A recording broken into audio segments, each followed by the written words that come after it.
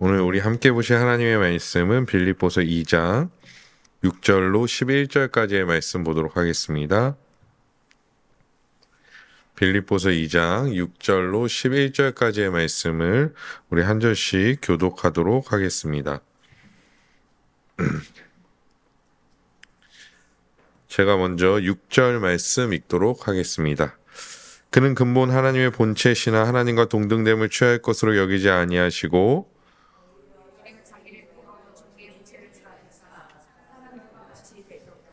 사람의 모양으로 나타나사 자기를 낮추시고 죽기까지 복종하셨으니 곧 십자가에 죽으심이라.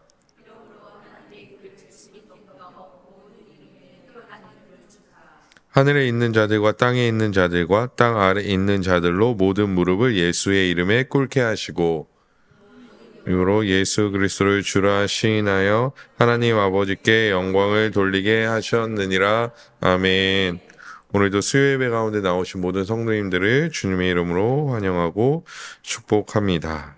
오늘은 중보자 예수 그리스도에 대한 두 번째 시간을 갖도록 하겠습니다. 오늘의 소 제목이 있다면 우리 성도님들이 반드시 기억하셔야 될 내용인데요. 소 제목이 있다면 두 본성 한 위격으로 계신 예수 그리스도라고 볼 수 있습니다.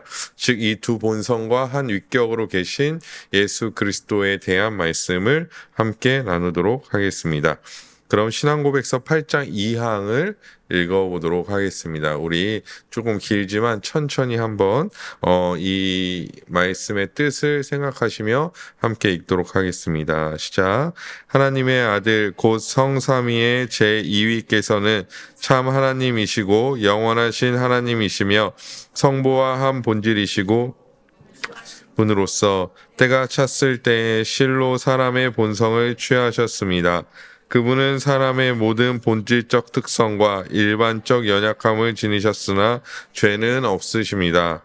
그분은 성령의 능력으로 동정녀 마리아의 태에 잉태되시고 마리아의 본질을 취하셨습니다.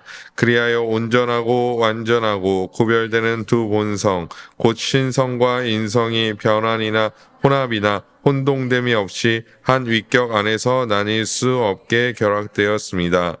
이 위격은 참 하나님과 참 사람이시지만 그럼에도 한 분 그리스도이시며 하나님과 유일한 중보자이십니다. 아멘. 이 신앙고백서 8장 2항의 내용이 좀 길지만 사실 이것을 그냥 줄여서 말씀드리면 두 본성과 한 위격으로 계신 예수 그리스도다라고 말할 수 있습니다. 웨스민스터 이 신앙고백서에서도 말하고 있듯이 예수님은 참 하나님이십니다. 우리가 이전에 거의 처음 웨스민스터 시작한 지 몇 주 안 됐을 때 삼위일체에 대한 말씀에서 나눴듯 그는 하나님이시며 창조주이십니다. 그런데 오늘 우리 신앙고백서를 읽은 것을 보니까 그는 인간이시기도 하다라고 말씀하고 있습니다. 오늘 본문 2장 6절과 7절의 말씀을 다시 한번 보면요. 제가 읽어드리도록 하겠습니다. 그는 근본 하나님의 본체시나 하나님과 동등됨을 취할 것으로 여기지 아니하시고 오히려 자기를 비어 종의 형체를 가지사 사람들과 같이 되셨고. 아멘. 6절 초반부에 보면 그는 근본 하나님의 본체시다라고 말씀하고 있습니다. 그러니까 본체라는 사실이 삭제된 것이 아니라 본체시며 7절 후반부에 보면 그가 사람들과 같이 되셨다. 결국에는 사람과 인간이 되셨다라고 말씀하고 있는 것입니다. 하나님이시면 동등된 것으로 여기지 아니하시고 그는 사람과 같이 되셨습니다. 그래서 방금 전에도 말씀드렸듯이 사람과 같이 되셨다라는 것은 하나님이심을 포기하셨다라고 설명해서는 안 됩니다. 얘기해서는 안 됩니다. 그러니까 쉽게 말하면 나 하나님 안 할래 하고 이 땅에 내려오신 것이 아니라는 것이죠. 계시다가 나 그냥 이제 하나님 하는 거 조금 힘들어. 목회자가 목회 그만두듯이 이제 목회자 그만해야겠다 이렇게 하듯이 나 하나님 하는 거 힘들어하고 인간으로 오신 것이 아니라는 것이죠. 그 영광의 자리에서 종의 형체로 오셨다라는 것입니다. 우리는 이것을 줄여서 성육신 하셨다라고 말씀합니다. 성육신하신 예수 그리스도는 그래서 두 본성을 지니십니다. 우리가 알다시피 그는 완전한 하나님이시며 완전한 인간으로서 존재합니다. 그것을 우리는 두 본성이라고 말하고 이것이 그리스도 안에서 연합되어져 있기 때문에 위격적 연합이라고 부릅니다. 다시 한번 설명드리면 신이라는 본성, 인간이라는 본성이 그리스도 제2위격이신 예수 그리스도 안에 계시기 때문에 두 본성과 한 위격해서 두 본성이 한 위격 안에서 연합되어져 있다고 해서 위격적 연합이라고 말한다라는 것이죠. 어렵진 않으시죠? 예, 어렵진 않으시죠. 두 본성과 한 위격을 가지신 분이 바로 예수 그리스도이십니다. 조금 더 자세히 말하면 아까도 말씀했듯이 그는 이 땅에 오셨을 때 신이길 포기하신 것이 아닙니다. 또한 본래 신이 아니었던 한 청년이 세례를 받으면서 신이 되신 것도 아니라는 것이죠. 본래적으로 그는 창조주셨으며 인간의 모습으로 오셨을 때도 창조주셨습니다. 그러니까 인간의 모습으로 오셨다라는 것이 어떤 하등한 존재가 되었다라는 것이 아니라 그는 인간의 모습으로 오셨을 때에도 창조주셨다라는 것이죠. 그래서 신앙고백서에 보면 온전하고 완전하고 구별되는 두 본성, 즉 신성과 인성이 변환이나 혼합이나 혼동됨 없이, 즉 혼동됨 없이라는 것은 결국에는 오염되지 않고 변하지 않고 한 위격 안에서 나뉠 수 없이 결합되었다라고 말씀하고 있는 것이죠. 골로새서 2장 9절 말씀에도 이렇게 말씀하고 있습니다. 그 안에는 신성의 모든 충만이 육체로 거하시고, 아멘. 보시면 신성의 모든 충만이 육체 안에 거하셨다라고 말씀하고 있습니다. 그래서 두 본성의 기준으로 보시면 신성, 즉 하나님이 하나님이 육체 안에 거하셨다, 즉 인간으로 계신다라고 말씀할 수 있다라는 것입니다. 그는 인간이시지만 하나님이시며 그리스도 안에서 이 모든 것이 혼합이나 혼동 없이 결합되어져 있습니다. 그래서 우리는 예수 그리스도에 대한 오해를 해서는 안 되며 어느 한쪽으로 조금이라도, 그러니까 신성이나 인성으로 어느 한쪽이라도 조금이라도 기울어서는 안 된다라는 것입니다. 또한 우리가 주의해야 할 것은 무엇이냐면 많은 우리 전대의 사람들이 오류했던 것인데 인간 수준에서 이 예수 그리스도의 두 본성을 이해하려 하다 보니까 그것을 잘못 생각하고 잘못 판단할 때가 많았다라는 것이죠. 이 땅에 살아가는 사람들 중에서는 두 본성을 취한 사람은 없습니다. 그러니까 두 본성을 취한 사람이 대대로 없기 때문에 그런 기준으로 이 예수 그리스도, 이 땅 가운데 성육신하신 예수 그리스도를 부인하진 않지만 설명하려 하다 보니까 그것이 잘못된 방향성으로 나아갈 때가 많이 있다라는 것이죠. 그래서 먼저 이 잘못 이해한 사람들에 대해서 잠깐 얘기하고 넘어가야 될 것 같습니다.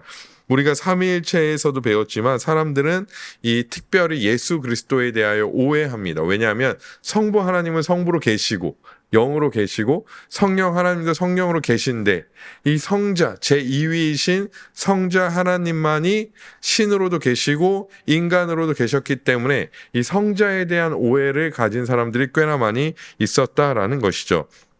물론 무신론자나 타 종교를 믿는 사람들이 우리 예수 그리스도를 긍정적으로 볼 때는 어느 정도 수준까지 보냐면 그는 뭐 신이라는 개념보다는 한 명의 좋은 스승이나 롤 모델로 생각하기도 합니다. 그러니까 믿지 않아도 나는 예수와 같은 삶을 살아야겠다라고 롤 모델 정도로는 생각할 수 있다라는 것이죠. 물론 그들에게는 믿음이 없기 때문에 예수 그리스도를 믿는 믿음이 없기 때문에 그 정도라도 생각하는 것이 뭐 다행이지 않을까라는 생각도 해봅니다.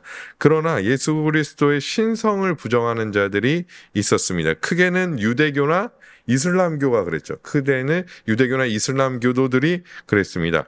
또한 기독교 이단들 중에서도 우리가 잘 아는 여호와의 증인 이런 사람들은 예수를 하나님의 아들이라고는 고백합니다. 예수가 하나님의 아들이 맞다. 그런데 무엇은 아니다? 하나님은 아니다. 라고 얘기하죠. 그러면 이것은 우리가 알고 있는 제2위이신 하나님의 기준과는 다른 것이죠. 하나님은 아니다라고 말합니다. 특별히 우리나라의 이단 중에서 통일교 혹은 안산홍 증인의 하나님의 교회 그리고 요즘에 떠들썩한 JMS와 같은 경우는 실패한 메시아론. 그러니까 예수 그리스도는 십자가에서 죽었기 때문에 실패했다라고 실패한 메시아론을 주장하기도 합니다. 이런 극단적으로 예수 그리스도의 신성을 부정하는 자들이 있는 반면에 예수 그리스도에 대한 올바른 이해를 가지지 못하는 경우도 있습니다. 예를 들어서 삼위일체 때의 말씀들이 양태론적 단일신론을 주장하는 자들이, 그러니까 단일신론이라는 것이고 다양한 모습과 모양으로 나타난 것뿐이라고 주장하는 자들이 있습니다. 먼저 프락세아스라는 사람이 있는데요. 그는 이렇게 얘기했습니다. 우리 한번 사실 다 같이 읽어볼 가치가 없긴 하지만 한번 읽어보시면서 무엇이 잘못됐는지 한번 생각해 보시기 바랍니다. 시작. 성부 자신이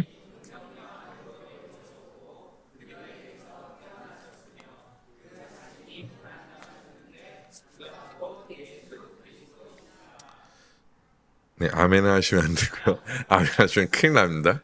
네. 성부 자신이, 그러니까 제1위 하나님 성부께서 동정녀 마리아 안으로 내려오셨다라는 것이죠. 그러니까 성자께서 오신 것이 아니라 성부께서 오셨다라는 것입니다. 그리고 그 성부께서 오셔서 태어나시고 고난당하시고 그가 곧 성부였고 이 땅에 성육신했을 때는 예수 그리스도라는 이름을 취한 것이죠. 그러니까 무엇입니까? 삼위 하나님이 아니라 단일신론, 양태론적, 여러 모양, 모습으로 온 양태론적 단일신론이라는 것입니다. 사벨리우스라는 사람도 있습니다. 그는 삼위일체는 성부, 성자, 성령이 각각 세 인격체이시지만 서로 분리될 수 없는 한 하나님이다라고 얘기합니다. 서로 분리될 수 없기 때문에 세 인격체는 있지만 서로 분리될 수 없기 때문에 성자가 오시면 뭡니까? 성부도 같이 오고 성령도 같이 오는 겁니다. 분리될 수 없는 거죠. 그러니까 계속 같이 다니는 거죠. 뭐 다닌다는 표현이 좀 그럴 수 있지만 여기서 말하는 한 하나님이라는 사벨리우스가 말하는 한 하나님이라는 것은 우리가 얘기한 일체의 의미와는 다릅니다. 그냥 이름만 다를 뿐이지 동일한 분이라는 것과 다르지 않다라는 것이죠. 즉 양태로는 성부와 성자와 성령이 말 그대로 모양과 모습만 다를 뿐 같은 하나님으로 계신다라고 주장하는 겁니다. 결국에는 그래서 성자가 이제 승천하시고 성령을 보내주시지 않았습니까? 그럼 그 성령은 또 무엇입니까? 성부가 성자가 됐다가 성부가 다른 모양 성령으로 우리 가운데 오신 것이 되는 것이죠. 이것이 무엇이라고요? 양태론적 단일신론입니다. 그렇다면 문제는 무엇이냐면 프락세스가 말했듯이 성부가 결국에는 동정녀 탄생이 된 것이죠. 그러니까 창조주 하나님이 물론 이제 그렇게 될 수 있다는 것은 아니고요. 성자는 그렇게 하셨지만 성부께서 그렇게 하셨다라고 주장한다라는 것입니다. 성부가 고난을 받기 때문에 성부께서 십자가에 못 박히신 것이죠. 그러면 이렇게 되는 겁니다. 나의 하나님, 나의 하나님, 왜 나를 버리셨습니까? 여기서 이제 십자가에서 말씀하시면 갑자기 또 하늘로 팍 올라갔어. 제가 이제 표현하는 겁니다. 그건 또 그걸 듣고 이제 외면하다가 또 갑자기 팍 내려와서 또 십자가에 달렸다가 이제 굉장히 힘드시겠죠. 왔다 갔다. 성부 고난설을 주장할 수밖에 없죠. 그러면 십자가 사건은 예수 그리스도의 공로로만 돌려지는 것이 아니라 예수 그리스도의 공로가 아니라 삼위 하나님, 그 공로가 삼위 중에 누구한테 돌려줘야 될지에 대한 고민을 가지게 된다라는 것입니다. 이런 오류가 발생한다라는 것이죠. 예수 그리스도를 철저하게 오해한 사건입니다. 물론 프락세아스나 사벨리우스, 그리고 뒤에 얘기할 세르베투스라는 사람, 이제 고대의 사람들이 이런 주장을, 또 예수님이 승천하시는 얼마 안 된 후에 이런 주장하는 사람들이 있었기도 했지만 지금 이 시대에도 있죠. 지방교회, 뭐 위트니스니, 워치만리 같은 사람이 이런 양태론적 단일신론을 주장합니다. 구원파가 양태론적 단일신론을 주장합니다. 김기동 베레아, 서울 성락교회 아시죠? 그 김기동 베레아 귀신론 주장하는 그 사람이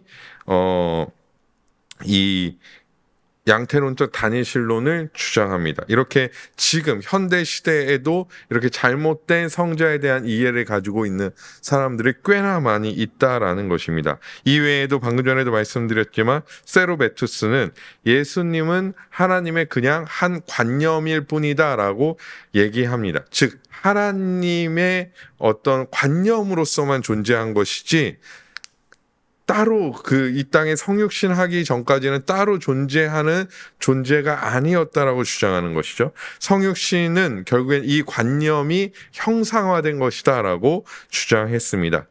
그렇게 된다면 즉 영원전에 예수 그리스도의 위격이 부정당하게 된 것이고 그림자로만 존재하던 예수께서 성육신 때 비로소 육신이 되셨고 그때부터 하나님의 아들이라고 부를 수 있게 되는 것이고 이들은 그것에 맞추기 위하여 예수께서 세례를 받으실 때 하나님이 되셨다라고 형상을 가지셨다, 형상화되었다라고 주장하기도 한다라는 것이죠. 그러면 무엇이 깨집니까? 또한 창조 때에 관념으로만 계셨기 때문에 삼위가 깨어지게 되는 것이죠. 그러면 삼위일체를 전혀 주장할 수 없게 되는 거죠. 그래서 실제로 세르베투스와 같은 사람들은 삼위일체를 부정하기도 합니다. 사실 제가 복잡하고 골치 아픈 잘못된 예수 그리스도에 대한 이해에 대하여 말씀드리는 이유는 우리가 예수 그리스도에 대한 올바른 이해를 갖지 않는다면 우리는 당연히 예수 그리스도에 대하여 오해할 것이고 예수님은 우리의 마음 안에서만 재단하는 결과를 초래하게 될 것이기 때문입니다. 마치 위에서 말했던 양태론적 단일신론을 주장하던 자들이나 뭐 영지주의자들이나 아니면 가연설을 주장하는 자들이나 이런 자들처럼 뭐 이런 논리를 우리가 펼치지 못할 수도 있겠지만 우리 안에서 그냥 만들어낸 예수 그리스도에 대한 관념만을, 생각만을 가지고 살아가게 된다라는 것이죠. 그래서 제가 새벽에 말씀드렸듯이 우리는 어떤 예수 그리스도를 많이 생각하냐면 사랑이 많으신, 따뜻하신, 친밀하신 예수 그리스도의 생각만을 가지고 살아가는 것이죠. 심판주로 오실 예수 그리스도에 대해서는 생각하지 않는다는 것입니다. 그래서 그 삼위 하나님을 전혀 두려워하지도 않고 경외하지도 않는 모습들이 한국교회 안에 실제적으로 일어나고 있는 것이죠. 우리 또한 예수 그리스도에 대한 올바른 이해를 가지지 않는다면 우리도 이렇게 되지 않으리란 법이 없다라는 것입니다. 예를 들어 우리 성도님들께 아주 간단한 질문을 좀 한번 드려보면, 그러면 지금까지 이런 내용들을 우리가 쭉 들어왔는데요. 그러면 성육신이라는 것은 인간이 하나님이 된 사건일까요? 아니죠. 인간이 하나님이 된 사건이 아니라 대답 못하신 분들 몇 분 계신 것 같은데, 하나님께서 무엇이 됐죠? 인간이 되신 사건이죠. 만약 우리가 첫 번째도 맞다고 해버리면 아까 위에서 말한 세르베투스와 같이 삼위일체를 부정하고 하나님이 창조주심을 부정하는 자들이 되는 것이죠. 왜냐하면 인간이 하나님이 되었다라고 얘기하면 창조 때는 그 형상이 없었기 때문에 창조 때는 예수께서 계시지 않은 것으로 오해할 수 있다라는 것입니다. 사실 이런 얘기들을, 이런 어떤 교리들을 설교로 하면 그것이 우리에게 과연 무슨 소용이 있는가, 그래서 그 예수 그리스도의 이 어떤 두 본성과 한 위격으로 계신, 또한 이 위격이 연합되어서 위격적 연합으로 연합하신 예수 그리스도에 대해서 배운들, 그것이 우리에게 무슨 유익인가라고 생각하실 수도 있습니다. 늘 교리는 사실 그런 공격을 많이 받죠. 그래서 제가 이제 거의 초창기 때 오늘 몇 번째죠? 13번째 시간인데, 그러니까 한 13주 전에 설교를 시작할 때 사실 교리는 끊임없이 그냥 단순한 지식적 전달이다라고 생각하는 사람들이 꽤나 많이 있었다라는 것이죠. 저런 것을 몰라도 신앙생활을 잘하고 있는데 굳이 우리가 예수님이 어떠하신가, 그렇게 어려운 내용까지 알아야 할까 하는 생각이 우리 안에 생겨날 수 있습니다. 물론 지식적으로 몰라도 하나님 나라에 가고 천국 가는 것이 뭐 취소되거나 뭐 그것에 문제가 생기지 않습니다. 하지만 그런데 예수님에 대한 무관심이 우리를 위한 예수님만을 강조하는데, 아까도 말씀드렸듯이 우리를 위한 예수님만을 만들어낸 신앙과 그런 교회를 만들었다는 것을 부정할 수는 없다라는 것이죠. 끊임없이 예수님에 대한 관심은 없고요. 쉽게 말하면 이 예수님이 어떠하신 분인가에 대한 관심은 아예 없죠. 그냥 예수님 뭐 이렇게만 생각하다 보니까 그냥 우리가 좋을 대로 예수님을 생각하고 재단하고, 우리의 경험 안에서, 우리의 어떤 체험 안에서 그 경험과 체험이 맞고 틀린지 점검해보지도 않은 채 그냥 그런 예수 그리스도만을 재단하다 보니까 결국에는 우리를 위한 예수님만을, 예수님 자체가 아니라 그런 예수님만을 강조하는 신앙과 교회를 만들었다라는 것을 그 누구도 부정할 수는 없다라는 것입니다. 그것은 그저 내 생각 안에서 예수님의 은혜와 예수님의 사랑을 말하게 된다라는 것이죠. 그럼 그 이상으로는 생각할 수 있을까요? 없을까요? 없습니다. 결국에는 내 안에 있는, 내가 체험한 예수님, 그게 맞는지 틀린지 몰라요. 이게 왜냐하면 제가 이제 성도님들께서 경험하신 예수 그리스도가 잘못된 것입니다라는 것을 얘기하려고 하는 것은 아니고요. 예전에 뭐 미국의 대부흥이 일어났을 때에도 수많은 사람들이 내가 예수님을 만났고 어떻게 예수님을 체험했고 이런 것을 막 얘기할 때 거기에 대한 경각심을 가지고 있었던 사람이 있었는데, 그 사람이 이제 조나단 에드워즈라는 사람이죠. 그리고 이런 것들이 너무 만연하게, 잘못된 신앙들이 너무 만연하게 그 부흥과 더불어 막 일어나다 보니까, 그래서 쓴 책이 뭐냐면 신앙의 감정에 대한 책을, 그래서 우리나라에는 이제 신앙 감정론 혹은 신앙과 감정이라는 내용으로 이제 번역된 책이거든요.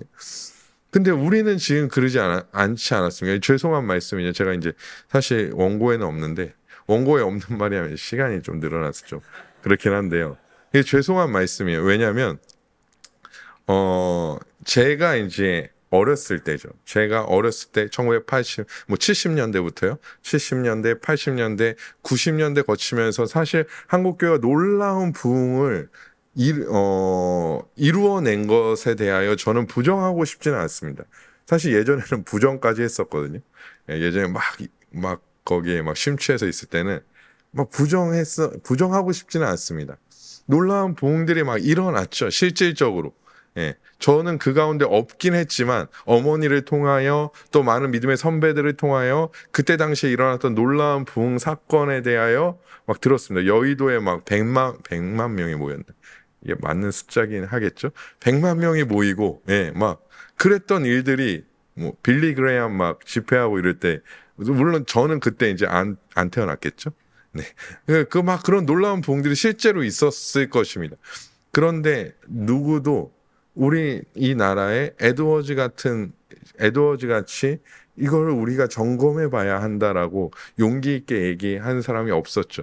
왜냐하면 사실 에드워즈는 그게 가능했던 게 자기가 그런 부흥의 어떤 주역이었어요. 물론 주역이라는 단어가 조금 불편할 수 있지만 자기가 그 미국 부흥의 주역이었던 사람인데, 그 주역이었던 사람이 우리의 신앙을 점검해 봐야 됩니다라고 얘기하니까 사람들이 그래, 점검해 봐야 되는구나 라고 생각했던 것이죠. 근데 그런 점검들이 없이 끊임없이 교회들은 성장해 왔고, 또 그런 점검 없이, 교리 없이 끊임없이 나오다 보니까 그냥 우리 안에 있는, 우리가 생각한, 우리가 경험한 예수 그리스도 안에 갇혀져 있을 수 있다라는 것이, 이게 조금 사실 되게 조심스러운 말이긴 한데, 청년부 예배였으면 그냥 얘기했을 겁니다.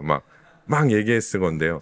이게 또 실질적으로 그런 부흥들을 경험하신 분들이 이 안에 있을 것이고, 그래서 그런 부흥들을 경험하신 것들 자체가 잘못됐다라는 것이 아니라, 이제라도 우리는 어떻게 해야 된다는 거죠. 우리의 경험 안에 가로는 예수 그리스도가 아니라 성경이 말하는, 말씀이 말하는 예수 그리스도, 우리의 믿음의 선배들이 사실 그런 우리나라에서 일어났던, 미국에서 일어났던 대부흥보다 훨씬 전에 목숨을 다하여 지키고자 했던 믿음의 선배들이 기록한 이 웨스트민스터 신앙 고백서 안에 게시된이라고 하면 안 되죠.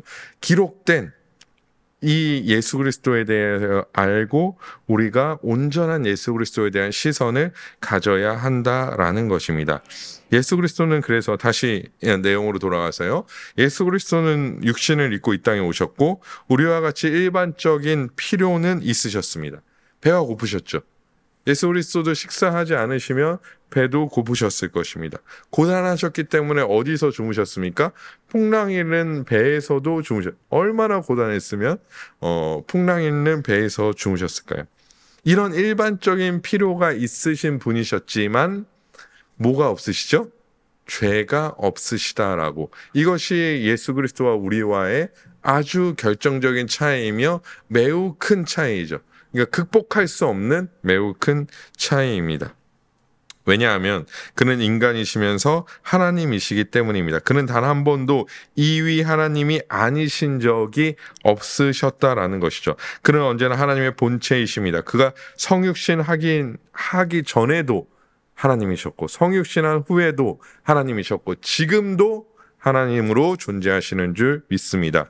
나는 포도나무에 너희는 가지라 라고 말씀하시고, 너희는 나를 떠나서 아무것도 할 수 없다라고 말씀하셨을 때는 인간으로 계실 때였지만 하나님이셨기 때문에 그런 말씀을 하실 수 있었던 것이죠. 그런 하나님은 우리 마음대로, 우리의 생각의 틀 안에, 경험의 틀 안에 절대 가둬서는 안 된다라는 것입니다. 아까 말씀드린 사벨리우스나 세르베투스나 그 외에 다양한 이단들이 왜 등장했습니까? 인간의 생각 안에 예수 그리스도를 가둬버렸기 때문에, 인간의 이성으로 이해되어지는 예수 그리스도를 설명하고자 했기 때문입니다. 우리도 이런 오류 안에 빠지지 않아야 하며 예수 그리스도에 대한 온전한 이해와 지식이 필수적으로 필요합니다. 또한 예수 그리스도에 대한 온전한 이해는 우리로 하여금 더욱더 큰 은혜를 풍성히 경험하게 할 줄 믿습니다. 그러면 이 두 본성과 한 위격에 대해서 조금 더 말씀을 드리면요. 우리 신앙고백서 8장 7항의 내용을 함께 읽어보도록 하겠습니다. 시작. 그리스도께서는 그분의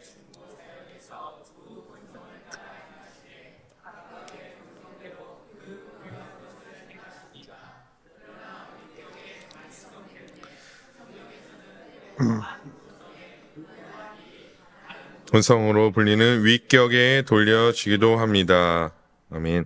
이 내용을 조금 이제 잘 설명하기 위해서 제가 이제 고난의 부분과 이 내용을 좀 연결해서 살펴보려고 합니다. 어떤 내용이냐면 두 본성을 따라 각각 본성대로 그 고유한 것을 행하시긴 합니다.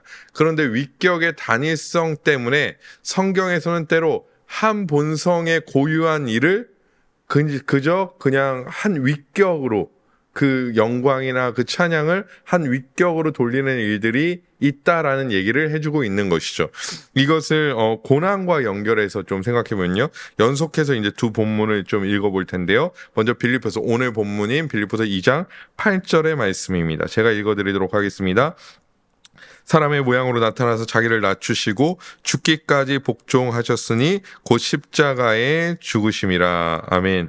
로마서 5장 8절의 말씀입니다. 우리가 아직 죄인 되었을 때 그리스도께서 우리를 위하여 죽으심으로 하나님께서 우리에 대한 자기의 사랑을 확증하셨느니라. 아멘. 빌립보서 2장 8절의 말씀을 보면서 우리가 판단할 수 있는 것이 있는데요. 고난을 예수께서 예수의 인성이 받으신 것입니까? 신성이 받으신 것입니까? 빌립보서 2장 8절의 말씀을 다시 보여주시면, 인성이 받으신 것이죠? 신성이 받으신 것이죠? 인성이 받으신 것이죠. 그죠? 인성입니다. 고난을 받은 것은 인성입니다. 인성이 십자가의 고난을 당하셨습니다. 그런데 5장 8절, 로마서 5장 8절을 다시 넘겨주시면 그 고난에 대하여, 죽으심에 대하여 사도 바울이 이제 동일하죠. 빌립보서 사도 바울이 썼고 로마서 사도 바울이 썼으니까요. 동일한 사도 바울이 뭐라고 고백하고 있냐면 우리가 아직 죄인 되었을 때에 그리스도께서 우리를 위하여 죽으심으로 라고 표현하고 있죠. 결국에는 그리스도라는 한 위격의 표현인 그리스도를 그냥 사용한 것이죠. 무슨 말씀이냐면 인성이 고난을 당했지만 한 위격에게 그 영광과 찬양이 돌려지고 있는 것이죠. 그러니까 만약에 그냥 한 위격에 돌려지지 않게끔 쓰려면 인간이신 그리스도께서 이렇게 썼어야겠죠. 하지만 사도 바울은 그것을 구별하지 않고 그리스도께서라고 사용하고 있다라는 것입니다.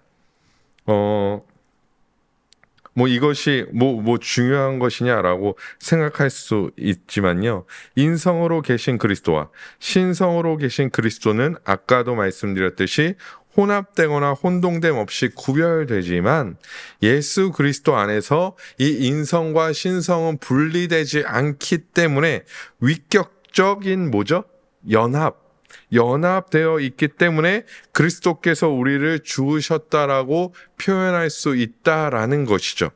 충분히 표현할 수 있다라는 것입니다. 그래서 이 찬양과 영광은 모두 다 신성과 인성 모두에게 돌려진다라는 것입니다. 그래서 우리는 그 은혜를 더 깊이 이해하기 위하여 위격적으로 연합되어져 있는 즉 인성과 신성 한 위격 즉 제2위 하나님이신 예수 그리스도 안에서 모든 사역이 이루어졌음을 고백하고 믿어야 한다라는 것입니다. 만약 이거에 대해서 이제 그게 은혜가 되나 이렇게 이제 생각하실 수 있습니다. 예, 물론 그렇죠. 예. 지금 약간 분위기를 보니까 이게 저 사람이 무슨 얘기하는 거야 도대체 약간 이런 느낌도 있고요. 그게 왜 우리에게 은혜가 되느냐 이렇게 생각하실 수 있는데요. 지금부터 이제 제가 말씀드리는 말씀을 한번 잘 들어보시기 바랍니다. 만약 예수께서 인성을 취하시지 않고 신성으로만 계셨다면 한번 생각해 보십시오. 지금까지 우리가 나눴던 내용으로 만약에 예수께서 인성을 취하시지 않고 신성으로만 계셨다면 우리는 구원에 이를 수 있을까요? 없을까요? 이룰 수 없습니다. 왜냐하면 고난 자체가 존재하지 않을 것이기 때문이죠. 인성으로 계시지 않았다면 고난 자체가 존재하지 않았을 것입니다. 고난은 왜 필수적으로 존재해야 할까요? 예수 그리스도의 고난은 왜 필수적으로 존재해야 할까요? 그러니까 고난이라는 것을 이제 우리가 고난주의 할 때 제가 늘 이제 청년들한테도 많이 얘기했지만 고난주일이라고 그런 영화 같은 거 이제 보면서 울 일이 아니다. 영화 같은 거 보면서 막 채찍 맞으면 막 이러면서 물론 이제 감수성 높으신 분들은 울어도 크게 상관은 없습니다. 그게 죄는 아니니까요. 울 수도 있습니다. 그런데 울기만 해서는 안 된다라는 것이죠. 이 고난이 왜 필수적이냐면 예수 그리스도께서 당하신 고난이 우리가 지옥에서 당해야 할 모습과 다르지 않기 때문입니다. 그분이 우리를 대속하셨잖아요. 대신 그 죄를 지시고 십자가의 길을 가셨는데 만약에 인성을 취하시지 않고 신성으로만 계셨다면 고난이 성립되지 않을 것이고 고난이 성립되지 않으면 하나님의 의의 충족은 없을 것이고 그러면 구원은 없을 것이죠. 그렇기 때문에 인성을 취하신 예수 그리스도를 우리가 찬양하고 경배할 수 있는 것입니다. 그 고통, 예수 그리스도께서 십자가에서 당하신 고통은 우리가 지옥에서 겪어야 할 고통이었고 그의 부르짖음에 나의 하나님 왜 나를 버리셨습니까? 라고 할 때 하나님께서 뭐라고 말하셨습니까? 말씀하시지 않으셨죠. 침묵하셨죠. 그 침묵은 우리가 지옥에서 하나님 왜 나를 버리셨습니까? 하나님 왜 내가 이런 고통 가운데 있습니까? 라고 말할 때 당해야 할 무엇입니까? 침묵이라는. 그것을 우리가 겪어야 할 침묵이, 하나님께서 지옥에 답하시지 않습니다. 지옥에 있는 사람들에게 답하시지 않죠. 그 답하시지 않음을 누가? 십자가에서 예수 그리스도께서 당하신 것입니다. 그래서 고난은 필수적이죠. 만약 예수 그리스도께서 인성을 취하지 않으셨더라면 그 대속하심이 절대 우리에게 주어질 리가 없고 구원이 성립되지 않는다라는 거예요. 왜냐? 예수 그리스도의 하나님의 공의가 충족되지 않을 것이기 때문이라는 것입니다. 반대로 그가 단지 인간일 뿐이었다면, 예수께서 그냥 단순히 인간일 뿐이었다면 그의 죽음은 순교자적 죽음일 뿐 그 이상도 이하도 아니라는 것입니다. 여기서 순교자적 죽음이라는 것은 세례 요한의 죽음과 같음을 의미합니다. 사실 저는 이제 세례 요한을 좋아합니다. 그래서 제 이제 영어 이제 뭐 아이디 같은 거 쓸 때 이제 존이라고 이제 쓰죠. 왜냐하면 세례 요한을 이제 기본적으로 좋아하기 때문입니다. 그래서 세례 요한의 죽음을, 순교를 저는 폄하할 이유는 절대 없고요. 생각도 없습니다. 하지만 예수 그리스도와 세례 요한의 죽음을 비교해 보면요, 확연한 차이를 가지고 있습니다. 세례 요한은 순교하였습니다. 세례 요한은 순교하였죠. 그러면 그 순교에 따른 세례 요한에 대한 상급은 있을 수 있습니다. 있을 것입니다.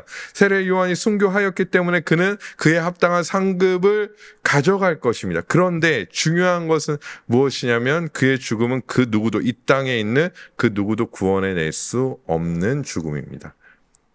그렇죠? 이게 뭐 잘못된 거 아닙니다. 네, 맞죠? 세례 요한의 죽음은, 아니 우리가 알고 있는 수많은 순교자들의 죽음은 그들의 피로 말미암아 그 누구 단 한 사람도 구원해낼 수 없죠.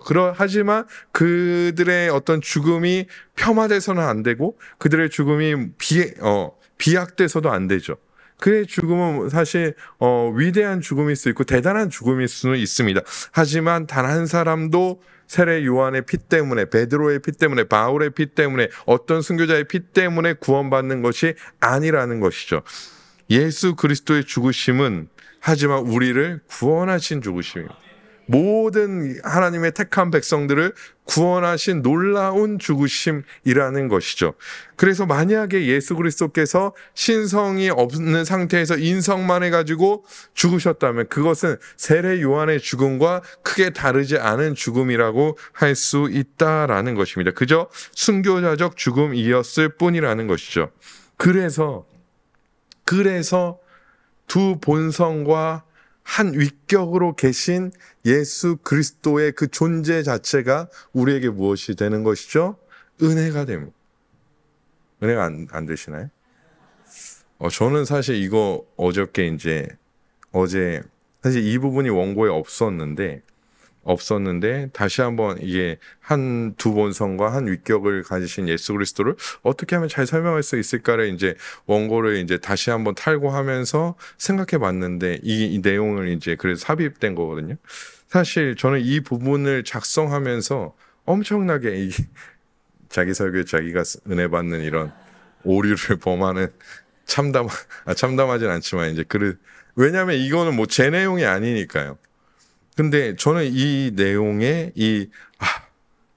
예수께서 두 본성과 한 위격으로 계신 것이 나에게 얼마나 놀라운 은혜, 이게 진짜 말할 수 없는 은혜구다라는 것을 깨달았어요. 그러면서 어떻게 했냐, 참 많이 이 본문의 이 내용을 작성하면서 계속해서 회개했습니다. 왜냐하면 나는 이 두 본성과 한 위격으로 계신 예수 그리스도에 대한 것을 사실 굉장히 오래전에 이것을 이론적으로 지식적으로 알고 있으면서 빌립보서도 그동안 많이 설교했고 로마서도 그동안 많이 설교하면서 왜 나는 단 한 번도 우리 성도님들에게 또 내가 설교했던 그런 대상들에게 이 두 본성과 한 위격으로 계신 예수 그리스도가 얼마나 그런 존재로 계신 예수 그리스도가 얼마나 은혜로운 건지, 이것이 그 어떠한 것보다 얼마나 귀한 것인지를 왜 나는 한 번도 얘기하지 않았을까? 물론 비슷하게는 얘기했을 수 있지만 왜 이걸 딱 집어서 한 번도 말하지 않았을까? 라는 어떤 후회와 어떤 내 안에 있는 전적인 무능과 어떤 부족함과 연약함이 막 이 설교를 작성하는 중에, 물론 이 설교도 이제 부족하긴 하겠지만요, 작성하는 중에 막 일어나는 것을 발견했습니다. 올바른 예수 그리스도에 대한 인식, 올바른 교리는 분명 하나님의 자녀들로 하여금 삼위 하나님의 놀라운 은혜를 깨닫게 합니다. 그래서 저는 두 본성과 한 위격으로 계신 예수 그리스도의 존재에 대한 설명이 우리의 귀에 들리기에는 참 어려울 수 있고요. 저게 그래서 뭐? 예수님이 그런 존재로 계신데 뭐? 우리에게 그게 뭐가 은혜가 되는데? 라고 얘기할 수도 있어요. 어떤 사람들이. 그런데 이제 우리 아델포이 교회는 그러지 않을 거라고 믿고요. 얘기할 수 있습니다. 그런데 저는요, 감히 말씀드리자면 어떠한 사람이 와서 자기가 병 고침 받은 얘기, 자기가 회복된 얘기, 자기가 뭐 막 죄송합니다. 예, 그런 분들을 제가 폄하하려고 하는 건 아니고요. 그런 얘기를 뭐 설교 중간중간에 껴넣을 수는 있습니다. 근데 그냥 막 2시간, 3시간씩 막 그 얘기만 막 하는 그런 사람들의 얘기보다 그냥 아주 심플하게 예수 그리스도가 이렇게 두 본성과 한 위격으로 계십니다라는 이 말이 100배는, 아니 비교도 안 될 정도로 훨씬 더 은혜롭다는 사실을 저는, 훨씬 더 우리에게 유익이라는 사실을 저는 고백하고 싶습니다. 그래서 우리가 이런 사실에 대하여 은혜롭게, 감사하게, 감격적으로 생각하지 못하는 이유는 저도 마찬가지고요. 제가 우리가라고 표현했기 때문에 그 우리가 안에는 저도 포함되기 때문에 우리가 그동안 너무 개인적인 경험에 의존한 신앙생활을 해오지 않았나라는 생각을 다시 한번 해보게 됩니다. 이런 위대한 하나님의 그 예수 그리스도의 공로적 사랑이 우리 안에 있는데 끊임없이 계속 다른 사람은 이렇게 경험했다더라. 다른 사람은 이런 걸 체험했다더라. 나도 체험하고 싶죠. 근데 그런 것에 대한 은혜보다는 우리는 이 예수 그리스도를 온전히 알므로써 이 안에서 주어지는 참된 은혜를 누리는 자들이 되어져야 한다라는 것입니다. 신경이라는 것이 있습니다. 뭐 여기 신경이라는 것은 뭐 몸에 있는 신경을 얘기하는 건 아니고요. 사도신경 이런 데 신경을 얘기합니다. 신경의 종류에는 사실 사도신경뿐만 아니라 여러 신경의 종류가 있는데요. 대표적으로 이제 사도신경이 있겠고요. 뭐 니케아 신경이라는 것이 있겠고요. 그리고 칼케톤 신경이라는 것이 있습니다. 오늘 잠깐 살펴볼 신경은 칼케톤 신경입니다. 네, 빨리 띄워주셨는데 칼케톤 띄워주셔야 됩니다. 칼케톤 이 공의회라는 게 열렸습니다. 제가 연도를 까먹었는데 옛날에 배웠는데 400 몇 년이었는데 틀릴 수도 있습니다. 400 몇 년도. 네, 열렸어요. 왜 열렸냐면 이 예수 그리스도의 두 본성과 한 위격에 대한 문제 때문에 이 회의가 열린 거예요. 회의가. 네. 그러니까 이것이 아주 간단한 문제가 아니라 이걸 부정하는 사람들이 당시 시대 때도 있었고 아마 400년대 정도 될 거예요. 451년이라고 저희 담임 목사님께서 말씀. 451년. 사실 저 471년인 줄 알고 있었거든요. 제가 이렇게 부족한 자입니다. 451년인데요. 그때 당시, 그냥 거의 사실 지금으로 비교할 것 같으면 극초기 기독교죠. 초기 기독교 때도 이런 논쟁이 있었다라는 것입니다. 삼위일체를 인정하지 않는 학파가 존재했고 그 기독론 문제를 정리하기 위해 칼케톤, 지금의 터키 지역이라고 할 수 있는데 그 지역에서 회의가 열린 것이 칼케톤 공의회고 거기서 정한 신조가 뭐냐면 칼케톤 신조라고 신경이라고 볼 수 있습니다. 이 칼케톤 신경을 조금 제가 이제 중약해서 가져왔는데요. 읽어드리면 우리는 모두 거룩한 교부들에 따라 일치된 마음으로 우리 주 예수 그리스도를 한 분이시고 같은 성자이심을 고백하도록 가르친다.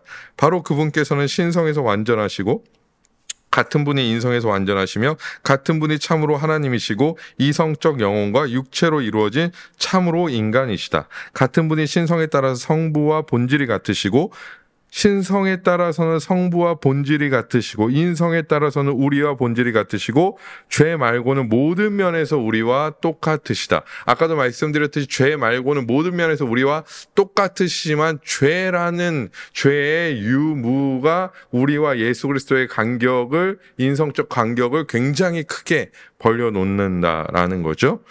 우리와 똑같이다. 같은 분이 한편으로는 신성에 따라 시대 전에 아버지에게서 나시고 다른 한편으로는 인성에 따라 마지막 날에 우리를 위하여 우리의 구원을 위해 동정녀이시고 하나님의 어머니이신 마리아에게서 태어나셨다. 여기 하나님의 어머니이신 마리아라는 표현이 조금 이제 마음에 걸릴 수 있는데요. 왜냐하면 이때는 다 교황이, 그러니까 지금 교회가 개혁 전이기 때문에 교황이 있었고, 사실 여기에 대해서 그냥 예수 그리스도의 어머니다, 뭐 인간적인 어머니다, 이 정도로 동정녀다, 이 정도로 생각하시면 될 것 같습니다. 뭐 제가 카게톤 신경을 가져왔고 제가 얘기한 건 아니기 때문에 그 정도로만, 그렇다고 해서 저게 막 틀렸다라고 또 얘기할 수는 없는 것이죠.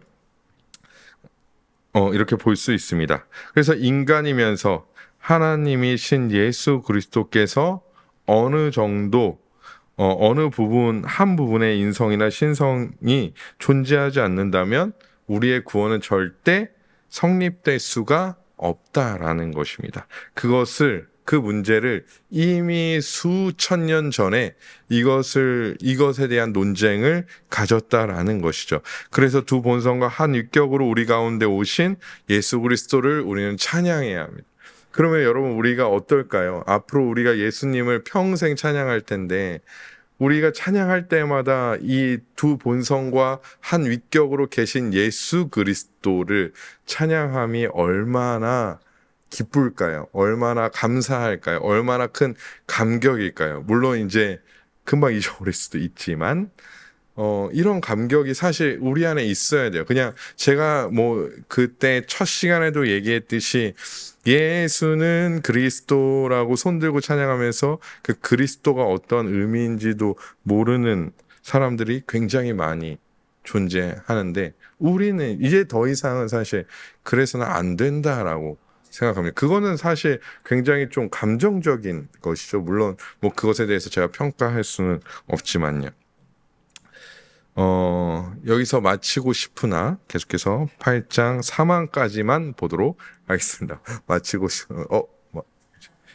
지금 이 놀라운 은혜가 막 강물같이 흐르는데요. 그렇습니다. 예수민서 8장 4망의 내용을 제가 빠르게 읽어드리도록 하겠습니다.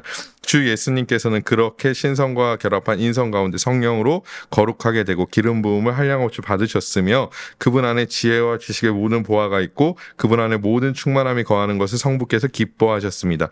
그분이 거룩하고 악이 없고 더러움이 없고 은혜와 진리가 충만하셔서 중보자와 보증인의 자격을 완전히 갖추어 그 직분을 행하도록 하시려는 데에는 하나님의 목적이 있습니다. 이 직분은 그분이 스스로 취한 것이 아니라 성부께서 그 직분으로 부르신 것이고, 모든 권세와 심판을 그분의 손에 맡겨 그것을 수행하도록 명하신 것입니다. 아멘. 우리는 이전에 성령에 대해서 배울 때 아버지와 아들로부터 나온다 라고 배웠습니다. 그런데 오늘 이 신앙고백서에 보니까 성부께서는 성자에게 누구를요? 성령을 또한 충만히 부어주셨다라고 말씀하고 있습니다. 여기서 오해하지 말아야 될 것은, 제가 초반부에도 말씀드렸지만 성령이 부어져서 성자께서 하나님이 되신 것이 아니라 성령을 모든 것을 합당하게 이루시기 위하여 성부께서 성자에게 성령을 부어주신 것이라고 생각하시면 됩니다.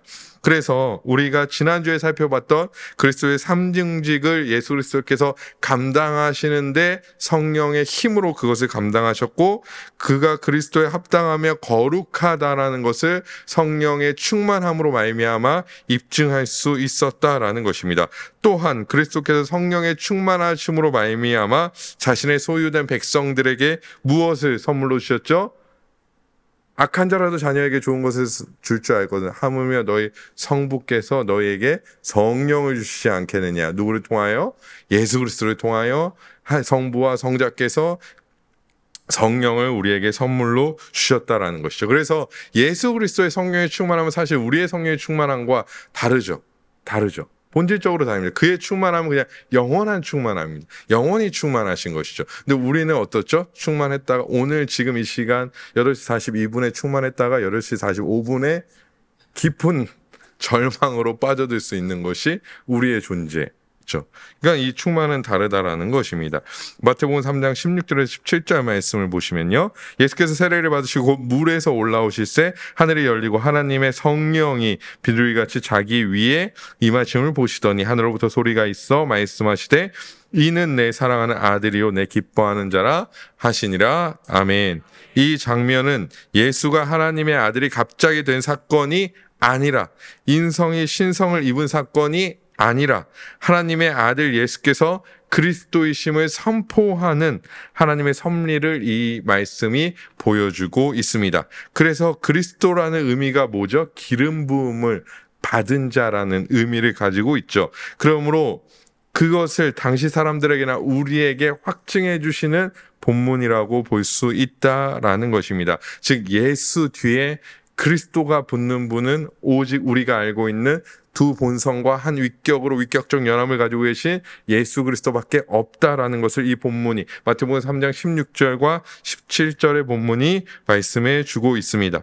그리고 다시 한번 신앙 고백서는 그리스도께서 기름 부으심으로 말미암아 이 성령의 충만하심으로 말미암아 우리의 중보자와 보증이 되신다라고 말씀합니다. 히브리서 7장 22절의 말씀입니다. 이와 같이 예수는 더 좋은 언약의 보증이 되셨느니라. 아멘. 그리스도께서는 우리를 구원해 주실 뿐만 아니라 중보자 되실 뿐만 아니라 또한 보증이 되십니다. 이렇게 생각하시면 됩니다. 우리는 구원받았지만 죄 가운데 있습니다. 쉽게 말하면 하나님의 언약 백성으로서 어울리지 않는 삶을 매일매일 살아갑니다. 매일매일 살아가죠. 사실 그 언약에 합당하지 않은 자들이기도 합니다. 언약 백성이라고 보기에는 우리가 새벽에 살펴보고 있듯이 끊임없이 우리는 마음이 완악한 상태로 살아가기도 합니다. 어찌 보면 하나님의 백성답게 살고자 하는 약속을 끊임없이 어기는 자들이죠. 하나님의 백성이라는 하나님의 언약 가운데 하나님의 백성이 되었지만 그 언약을 끊임없이 어떻게 하는 자들입니까? 어기는 자들이죠. 어떤 한 청년이 회사에 신입사원으로 들어갔습니다. 신입사원으로 들어가면 뭘 쓰죠? 계약서를 쓰겠죠? 네, 계약서를 이제 씁니다. 근로계약서를 이제 쓰고 제출해서 이제 회사를 다니는데요. 회사를 다니면서 이제 9시까지 출근인데 9시 이제 이게 또 논쟁이 있어요. 이제 아예 설교랑 다 9시까지 출근이면 몇 시까지 와야 하는가? 이제 그래서 어떤 분들은 그래도 8시 반까지는 와야 되지 않겠냐? 어떤 분들은 9시까지 출근이면 9시까지 오는 게 맞다. 라고 이제 얘기하죠. 이 논쟁이 지금 설교에 전혀 중요하지 않은 것이고, 제 개인적으로는 그냥 9시까지 오면 된다라고 생각하긴 합니다. 예. 이거 진리의 문제 아니니까 마음대로 생각하시면 됩니다. 네. 근데요, 9시까지 출근이면 최소 9시까지는, 사실 8시 59분까지는 좀 와야 되는데, 그냥 나 마음대로 할래. 그러니까 계약서에 내가 그렇게 사인했는데 불구하고, 9시 반에 오고, 10시에 오고. 그래서 이제 팀장님이 제 오세훈이 이제 입사했다면 오세훈 씨 왜 이렇게 늦게 옵니까? 그러면 다음부터 좀 빨리 올게요. 그리고 이제 10시까지 오던 거를 막 9시 40분까지 와서 왜 이렇게 늦게 왔어요? 어제보단 빨리 왔잖아요. 막 계속 그래요. 점심 먹으러 갔는데 막 2시간, 3시간씩 막 이렇게 있다 오는 거예요. 막 밥 먹고 저는 그래 본 적은 없지만 막 당구 치고 사우나 갔다가 어디 갔다 왔어요? 오세훈 씨 그러면 제가 밥 먹고요. 좀 이제 몸이 좀 찌뿌둥해가지고 저기 이제 친구들이랑 모여서 당구 한 게임 치고요. 저기 사우나 해서 몸 좀 풀고 왔습니다. 이제 열심히 일해보겠습니다. 매일 그런다라고 생각해 봅시다. 우리 성도님들이 사장님이세요. 아니 팀장님이세요. 그러면 어떻게 하시겠습니까? 와 진짜 깨어있는 청년이구만. 진짜 MG구만. 이러면서 봐주실 건가요? 제가 팀장이라면요. 바로 오세훈 씨 그러면 내일부터 집에서 계속 쉬시면 됩니다. 이렇게 얘기할 것 같아요. 저라면. 제가 왜 이런 말씀을 드렸냐면 우리가 언약 백성이지만 계속 그러고 있을 수 있고 있다라는 것입니다. 하나님과 언약을 맺었어요. 하나님의 백성이 됐습니다. 하나님의 뜻대로 살아가야 합니다. 그런데 계속 어기는, 그 약속을 어기는 신입사원과 같이 9시 40분에 출근하고, 뭐 시간이 중요한 게 아니고요. 계속 뭐 10시에 출근해 자기 마음대로, 내 생각대로, 내 뜻대로 살아가는 그 신입사원과 다르지 않은 우리라는 것이죠. 그러면 원래는 어떻게 되느냐니까 그 계약이 파기돼야 됩니다. 그 언약은 파기돼야 되는 것이 맞습니다. 그런데 오늘 말씀에 뭐라고 말씀하고 있습니다. 히브리서 말씀에 예수는 우리에게 더 좋은 보증이 되셨다라고 말씀하고 있다라는 것입니다. 언약의 보증이 된다라는 것입니다. 그래서 극단적으로 말씀드리면 우리가 끊임없이 죄 가운데 있어도 보증 대신 예수 그리스도의 공로로 말미암아 그 구원에서 탈락하지 않는다라는 것입니다. 이것을 부인한다면, 나의 공로나 나의 노력으로 하나님 나라에 들어가려고 한다면 사실 우리는 아주 간단히 언약 백성에서 탈락하는 자들이 될 것입니다. 제가 극단적으로 말씀드렸지만 제가 늘 말씀드리다시피 참된 하나님의 백성들은 하나님의 뜻대로 살아가기를 소망하겠죠. 하나님의 말씀대로 살아가기 소망하겠죠. 하지만 극단적으로 말씀드리자면 그렇다라는 것입니다. 하지만 우리의 보증 되시는 예수 그리스도로 말미암아 우리는 그 언약 백성에서 절대 벗어나지 않습니다. 그래서 중보자 되심과 보증 되심, 즉 예수 하나님께서 성부께서 성자에게 성령을 충만하게 부어주신 것은 그 우리에게 큰 유익이 된다라는 것입니다. 그런데 신앙고백서를 잘 보면 그가 우리의 중보자여 보증되신 이유에 대하여 이렇게 말하고 있습니다. 신앙고백서 8장 사망의 내용 중간에만 제가 가져왔는데, 그분이 거룩하고 악이 없고 더러움이 없고 은혜와 충만하여서 중보자와 보증인의 자격을 완전히 갖추어라고 말씀하고 있죠. 그는 거룩하십니다. 악이 없고 더러움이 없고 은혜와 진리가 충만하셔서 중보자와 보증인이 되시기에, 보증자가 되시기에 합당하신 분이라는 것입니다. 우리가 아무리 이 땅에서 거룩하게 사는 모습이 있더라도 우리는 저 자리에 갈 수 없습니다. 왜냐하면 우리는 거룩하지도 않고 악도 있고 더러움도 있고 은혜와 진리가 충만하지도 않기 때문이라는 거죠. 결정적으로 하나님이 인간인 누구와 언약하지 않으셨습니다. 물론 수많은 언약, 뭐 다윗 언약, 뭐 이런 것들이 존재하게 하지만 그 모든 언약의 성취는 누구로 되어진 것이죠? 예수 그리스도로 되어진 것이죠. 우리가 그 자리에 대신 들어갈 수 없다라는 것입니다.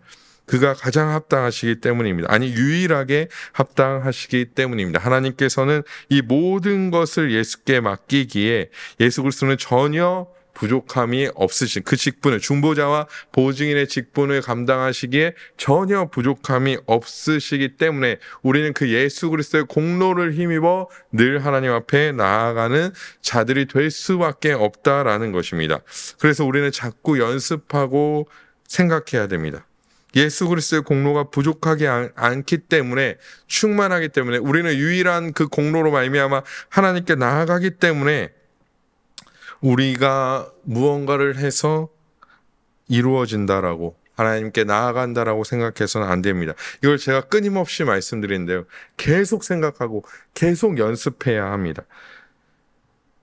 왜냐하면 이런 생각들이, 이렇게 나의 공로를 드러내고자 하는 생각들이 우리의 삶에, 우리의 신앙에 너무 만연해 있기 때문입니다. 말로는 모두 다 하나님의 은혜, 모두 예수 그리스도의 공로라고 말하지만 실제로는 내가 이렇게 했기 때문에, 나의 노력이, 나의 기도가, 나의 무언가가 그 공로의, 예수 그리스도의 공로의 자리를 이미 너무 많이 차지하고 있기 때문에 우리는 끊임없이, 사실 이제 제가 사실 저도 이거 설교 치면서 그래요. 이거 또 이거 얘기하면 성도님들이 저 사람은 할 말 없으니까 저 얘기 또 하네. 시간 채우려고 저 얘기 또 하네라고 생각할 수 있습니다. 충분히 저는 그럴 수 있다고 생각하지만 끊임없이 그런 경계를 늦춰서는 안 된다라는 것이죠. 우리의 어떠함이 필요 없지 않습니다. 사실 우리의 어떠함은 필요합니다. 하나님은 그것을 통해, 우리의 인내를 통해, 우리의 의지를 통해, 우리의 기도를 통해, 우리의 무언가 봉사와 헌신을 통해, 또한 우리의 순종을 통해 하나님께서 일하시기 때문입니다. 하지만 그것이 우리가 구원에 이르는, 우리가 하나님께 나아가는 공로는 되지 못한다라는 것입니다. 그 자리를 우리의 어떠함이 채우려 해서는 안 된다라는 것이죠. 우리가 직분이 어떻던, 우리가 기도를 얼마나 했던, 우리의 신앙생활이 어떻던, 그것이 우리가 언약의 보증을 받는 어떠한 통로가 절대 되지 못한다라는 것을 알아야 하고, 그것을 최대한, 그런 표현을 아예 자제해야 됩니다. 그런 표현조차 조금, 저는 개인적으로, 이건 뭐 제 개인적인 신학적인 생각입니다. 그런 표현조차 굉장히 저는 주의해야 한다라고 생각합니다. 우리가 기도해서 이런 얘기를 할 수 있죠. 우리가 기도해서 이런 일이 일어났어. 우리가 기도해서 이런 놀라운 일을 이루었어. 라는 말조차 조금이 아니라, 우리 성도님들 조금만 조심하시고, 저는 완벽하게 좀 차단해야 되지 않을까라는 생각을 합니다. 이제 목사님이 여기 이제 끝나시면 박수 쳐주시고, 성도님들이 이제, 목사님 은혜 받았어요라고 이제 많이는 안 하시더라고요. 한두 분이 이렇게 이제 너무 길게 해서 그런지 이제 안 하시는데, 제가 이제 사실 그게 조금, 저는 개인적으로 성격상 조금 죄송한 얘기지만 약간은 이제 어떻게 해야 될지를 모르겠어요. 그 상황에. 박수를 많이 안 받아본 인생이라서 그런지 모르겠지만 어떻게 해야 될지 잘 모르겠어요. 그런데 혹여나 약간 나에게, 물론 이제 우리 성도님 전혀 그렇게 생각하지 않으시겠지만, 나에게 조금 공로가 더 돌아가지 않을까, 그렇게 생각하지 않을까라는 약간의 두려움이 저에게는 있습니다. 그런데 제 안에 악한 것은 또 무엇이냐면요. 또 그런 어떤 일정한 반응이 없으면요, 혹여나 내가 오늘 설교를 좀 잘못했나? 뭔가 실수한 부분이 있을까? 라고 이제 생각하게, 그게 이제 제 악함이죠. 그는 우리의 중보이시면 보증이 되십니다. 이 땅에서 많은 은혜를 그래서 그리스도의 공로로 말미암아 누릴 수 있는 것이지, 우리의 어떠함으로 말미암아 누릴 수 있는 것은 아니라는 것입니다. 사랑하는 아델포의 교회 성도 여러분, 우리가 예수 그리스도를 안다는 것은 이토록 우리에게 은혜가 됩니다. 우리의 믿음을 굳건하게 만듭니다. 우리에게 올바른 신앙의 길을 제시해 줍니다. 오로지 두 본성과 한 위격으로 계신 예수 그리스도의 공로로 말미암아 우리는 하나님의 자녀가 되었고, 두 본성과 한 위격으로 계신 예수 그리스도의 은혜와 공로로 지금도 우리는 삶을 살아가는 줄 믿습니다. 우리의 삶에 이 예수 그리스도보다 앞서는 것은 없어야 합니다. 아니, 그 자리를 대신할 것은 전혀 없다라는 사실을 우리는 끊임없이 인정하고, 끊임없이 고백하고, 끊임없이 생각하고, 끊임없이 경계해야 합니다. 그래서 늘 겸손한 마음으로 우리가 무언가 대단한 것을 이룰 수 있습니다. 우리 교회가 이룰 수 있고요, 우리 성도님들 개인이 생각하기에 대단한 것을 이룰 수 있습니다. 끝난 줄 알았는데 또 얘기해서 이제 죄송하긴 한데, 거의 끝났어요. 2줄밖에 안 남았긴 했는데, 생각할 수 있어요. 그런 일들이 우리 안에 실질적으로 일어날 수 있습니다. 그럴 때 우리는 어떻게 해야 됩니까? 겸손해야 돼요. 내가 한 것이 아니야. 내가 박수 받을 것이 아니야. 오로지 하나님께만 영광 받아야 돼. 그래서 제가 사실 여기서 찬양 인도를 이제 한 2주간 하지 않았습니까? 사실 고민이, 우리 성도님들께 이제 선포하면서 말씀드리는 것은, 제가 찬양 끝나면 하나님께 영광의 박수 올립니다 할 때, 우리가 이 영광의 박수를 친다고 해서 하나님의 영광이 채워지는 것이 아닙니다. 왜냐하면 그분은 영광이 완전한 영광이기 때문에, 우리가 영광의 박수를 친다고 해서 그의 영광이 막 부족했는데 막 채워지는 것이 아니죠. 그러면 우리는 왜 영광의 박수를 칩니까? 그 찬양의 주인 되시는 하나님의 영광을 그냥 찬양하는 겁니다. 찬양의 일부분인 것이지, 우리가 영광의 박수 친다고 해서 막 영광이 돌려져서 영광의 부족함이 채워지고 이런 것이 아니라는 것이죠. 그래서 제가 언제까지 찬양 인도할지 모르겠지만 제가 영광의 박수 치겠습니다 할 때는 그런 마음을 가지고 함께 영광의 박수 치시고, 하나님 영광 받으시옵소서 안 해도 그분은 영광 받으십니다. 그러니까 우리는 그분을 찬양하는 마음을 가지고 나아가야 한다는 것이. 제가 왜 이렇게까지 목사님 너무 타이트해. 그동안 우리 너무 안 타이트했거든. 저는 그냥 그렇게 생각해요. 그냥 그렇게 생각합니다. 뭐 아니라고 생각하시면요, 뭐 어쩔 수 없죠. 예. 근데 저는 그동안 우리가 너무 그냥 뭐 좋은 게 좋아. 괜찮아. 괜찮아. 뭐 그 사람이 경험했다는데 우리가 뭐라고 해야겠어. 그 사람이 체험했다는데 그리고 뭐라고 하겠어. 그냥 다 좋은 거지. 좋은 게 좋은 거지. 라고 생각해. 너무 면밀하지 않았다라는 것이죠. 그래서 우리는 늘 다시 말씀으로 돌아가세요. 결론으로 돌아와서 늘 겸손한 마음으로 나아가야 할 줄 믿습니다. 우리는 늘 예수 그리스도의 그 공로 안에 안전함을 고백합니다.